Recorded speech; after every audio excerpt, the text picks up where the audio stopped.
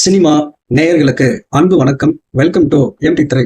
அனல் பறக்கும் அரசியல் வரிகளோட ஜனநாயகம் படத்தினுடைய 2வது சிங்கிள் ஒரு பேரே வரலாறு அப்படிங்கிற வரிகளோட ரிலீஸ் ஆயிருக்கு.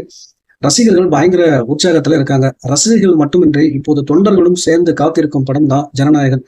வருகிற 2026ஆம் ஆண்டு பொங்கல் பண்டிகையை முன்னிட்டு 9ஆம் தேதி திரைக்கு வரும் ஜனநாயகன் படத்தினுடைய 2வது சிங்கிள் ட்ராக் பாடல் வெளியாகி சோசியல் மீடியாவை திணற வச்சுட்டு வருது. ஏற்கனவே காலையில ஈரோட்டுல தளபதி விஜய் மக்கள் மத்தியில பேசி தொண்டர்களிடையே அதிர்வலையை ஏற்படுத்தியிருந்தாரு. 2026ஆம் ஆண்டுல அதிக எதிர்பார்ப்பை ஏற்படுத்திய படம் ஜனநாயகன். விஜயின் கடைசி படமான இந்த படத்தை வினோத் இயக்கியுள்ளார். முழுக்க முழுக்க அரசியல் கதையை அடிப்படையாக கொண்டு உருவாக்கப்பட்டது. தெலுங்கு படமான பகவந்த் கேசரி படத்தினுடைய தமிழ் ரீமேக் அப்படிங்கிற மாதிரி சொல்றாங்க. தமிழ் சினிமா வரலாற்றுல இந்த படம் தான் 1000 கோடிக்கு அதிகமா வசூலை குவிக்கும் அப்படிங்கிற மாதிரி எதிர்பார்த்துட்டு இருக்காங்க. ஜனநாயகன் படத்துல விஜய்க்கு ஜோடியா பூஜா ஆக்டே நடித்திருக்காங்க. அது மட்டும் இல்லாம மமிதா பைஜி, மோனிசா, பிளஸி, பிரியாமணி, பிரகாஷ்ராஜ், கௌதம் மேனன் இப்படி ஏராளமான நட்சத்திர பட்டாளங்கள் இந்த படத்துல நடிச்சிருக்காங்க. கேவிஎன் புரொடக்ஷன்ஸ் நிறுவனம் இந்த படத்தை தயாரிச்சிருக்காங்க. அனிருத் இசையமைச்சிருக்காரு.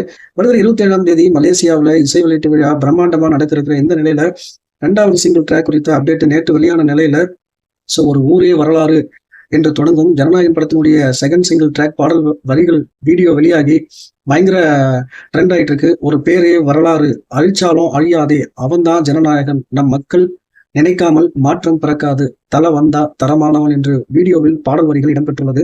இதை பார்த்து ரசிகர்கள் கொண்டாடி தீர்த்துட்டு இருக்காங்க. அது மட்டும் இல்லாம வருகிற ஜனவரி 9ஆம் தேதி ஜனநாயகன் படம் வெளிவருக்கும் நிலையில வெளிநாட்டுல முன்பதிவு அப்படிங்கிறது தொடங்கிவிட்டது. இதுவரை நடந்த முன்பதிவுல யூகேல மட்டும் 1.3 crore வசூல் பண்ணியிருக்கிறதா சொல்றாங்க. லியோ படத்தினுடைய சாதனையை அதை முறியடிச்சிருக்கு அப்படின்ற மாதிரி சொல்றாங்க.